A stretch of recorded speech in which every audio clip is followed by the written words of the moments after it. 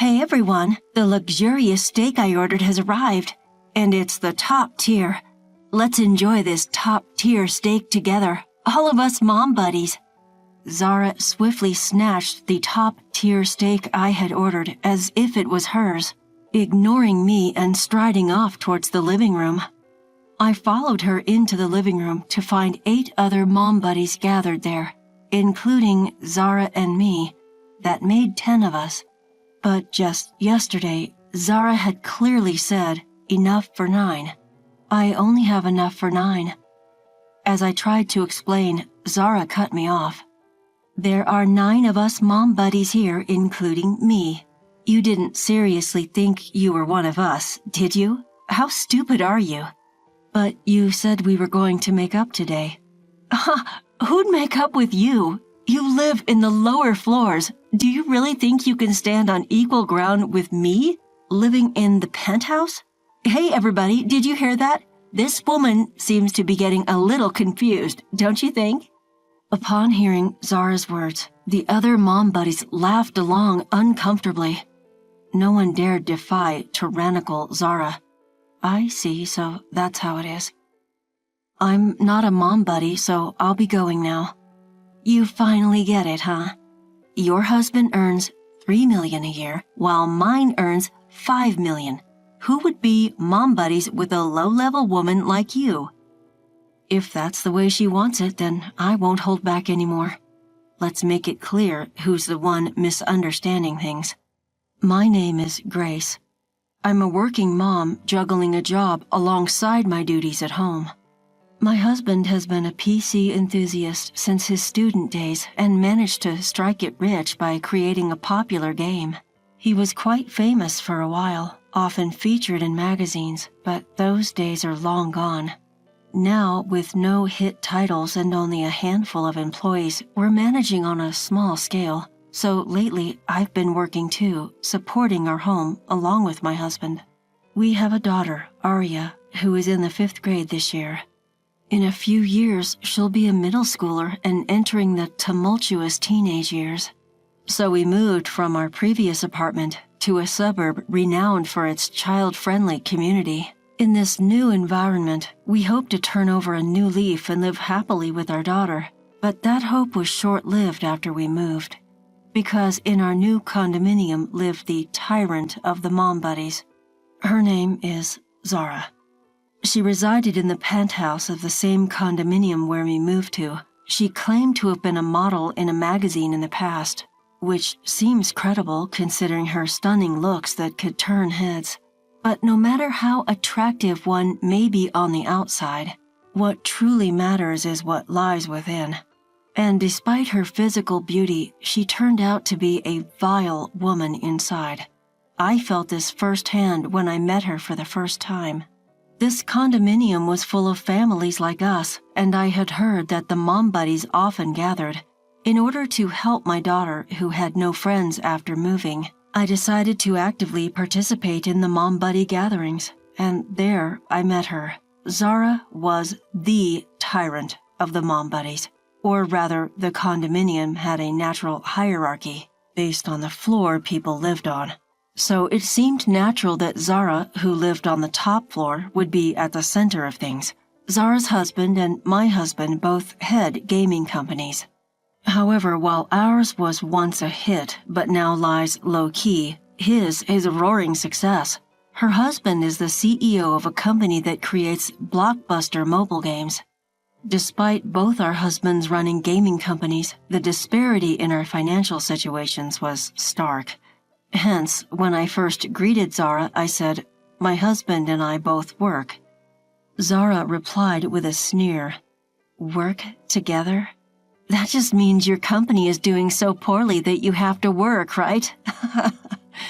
Even in the era of mobile games, you're still making stuff that only works on old game consoles. How outdated, she said, like I was making a fool of myself. But that wasn't all. She loved to flaunt her husband's earnings, or more accurately, she considered the amount her husband earned as her status. "How much does your hubby make? Just to let you know, mine brings in $5 million. Well, for an outdated man like your husband, the earnings must be quite predictable. Well, we make around $3 million, I guess. What? Just $3 million? That's so pitiful. Well, I guess that's to be expected from someone living in the lower class. From this conversation, she seemed to have put me in the lowest rank. Perhaps this conversation was the trigger. From then on, she started bullying me and my beloved daughter, Aria. The defining incident was a birthday party. One day, I got a call from Zara. "It's my daughter's birthday coming up. I'd love for you and your daughter to come and celebrate with us. Don't worry, even though it's a birthday party, it's a very casual affair. Just make something homemade to bring. And as for the dress code, just wear whatever you usually wear to school. You too, feel free to dress casual." That's what she said.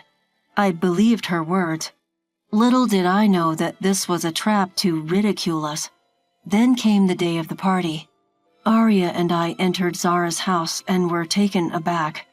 Everyone was all dressed up and no one brought any food. There were well-dressed children and their mothers. The table was full of what looked like expensive dishes. On the other hand, Aria and I were in our regular attire and had brought a container of homemade food. We felt out of place and wanted to run away from the embarrassing situation. "Oh my, look at you, dressed so shabbily. I thought I told you. It's a birthday party today, so dress up a bit. And yet, here you are, looking like this?" "Oh, I'm sorry. Maybe that's the best you can do with your outdated outfits." We had fallen into her trap. Everyone around us was laughing in sync with Zara. Sorry. It seems I misunderstood. We'll go change right away. Come on, Aria." I hurriedly said that and quickly left the scene. "Did you hear that? I misunderstood," she said. But seriously, what can you expect from someone who lives in a place like that? Zara's voice could be heard from behind.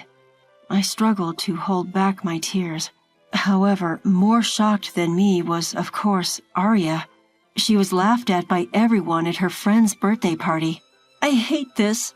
Those people are not my friends." She even stopped going to school after that.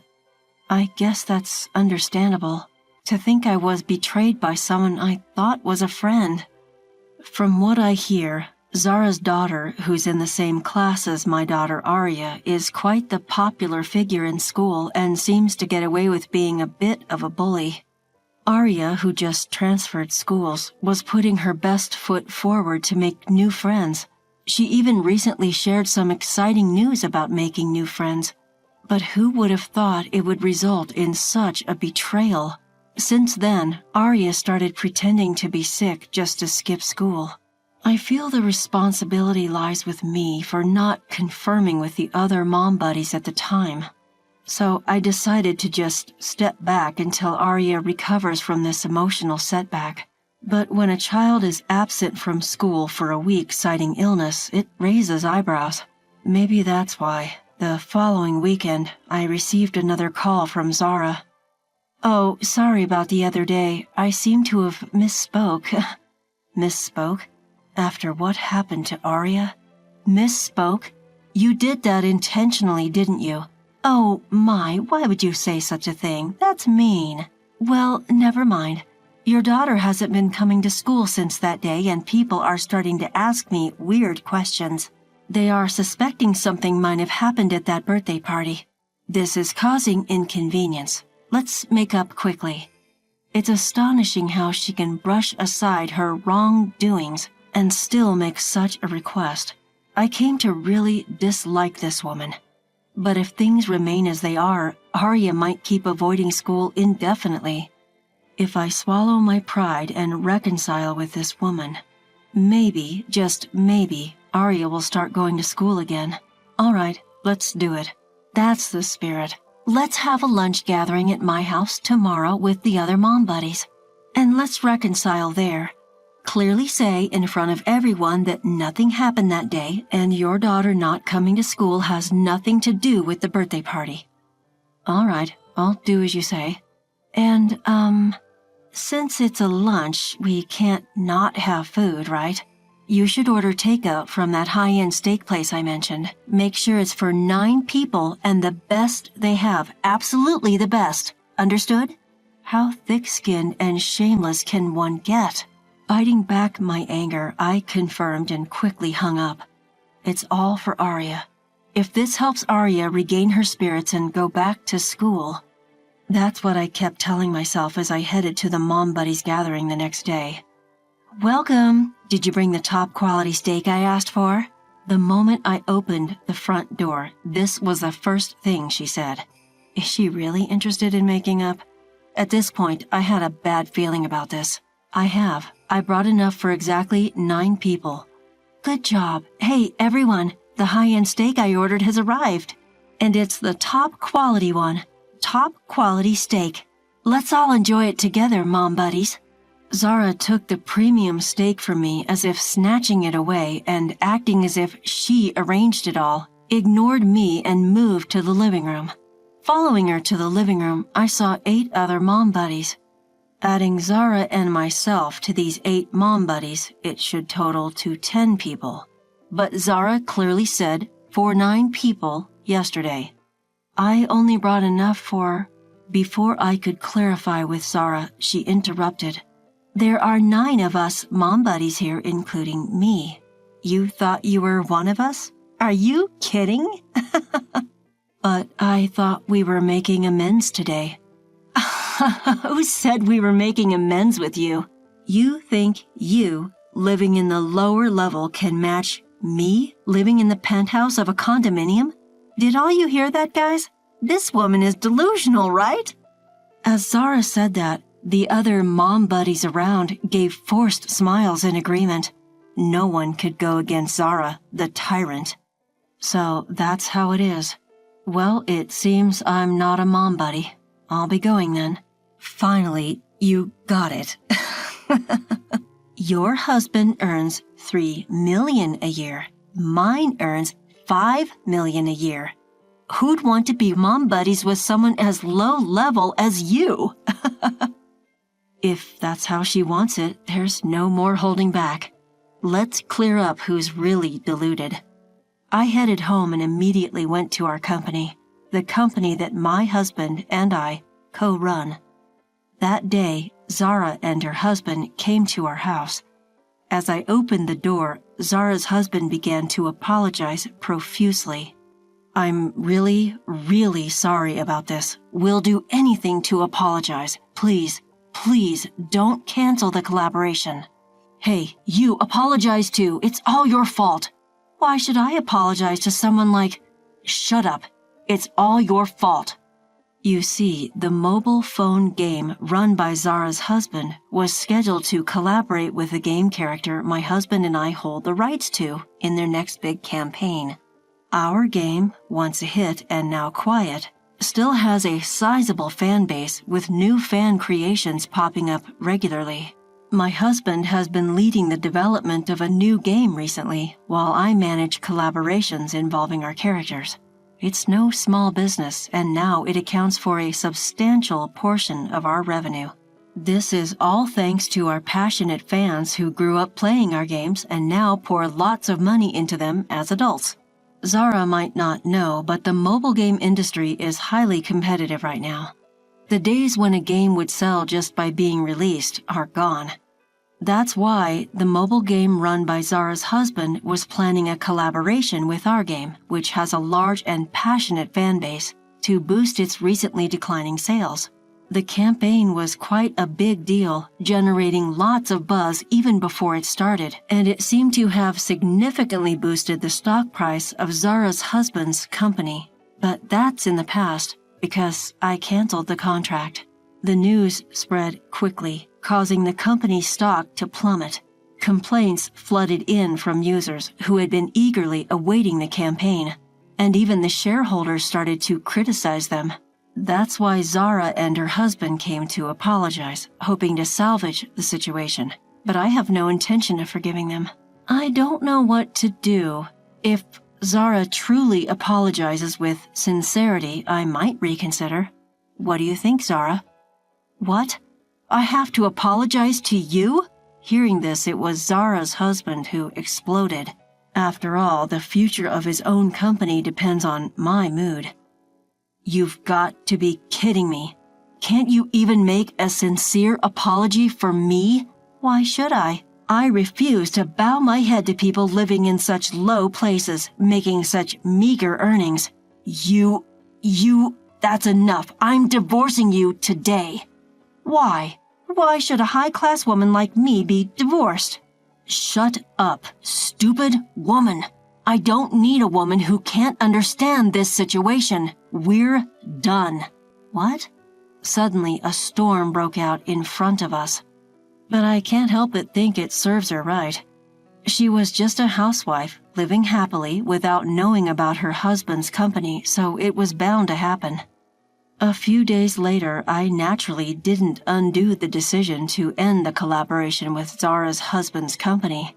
Therefore, the stock price of Zara's husband's company plummeted, and he was pursued for responsibility and resigned as president. And as her husband had told her that day, Zara was divorced and kicked out of the condominium on the top floor. Well, it's only fair, as her actions led to the downfall of her husband's company. Without her status of the top floor condominium and her husband's income, Zara, like a tyrant banished from the pack, took her daughter and moved somewhere else as if fleeing. Perhaps thanks to that, Arya, who hated going to school so much, is now happily attending. The other mom buddies apologized to me for what happened then. Apparently, everyone was too afraid to stand up to Zara. Everyone seemed to have been quite concerned about what happened. Now I'm having a great time with them as real mom buddies. There was a time when I wasn't sure what would happen, but it looks like I'll be able to live peacefully from now on.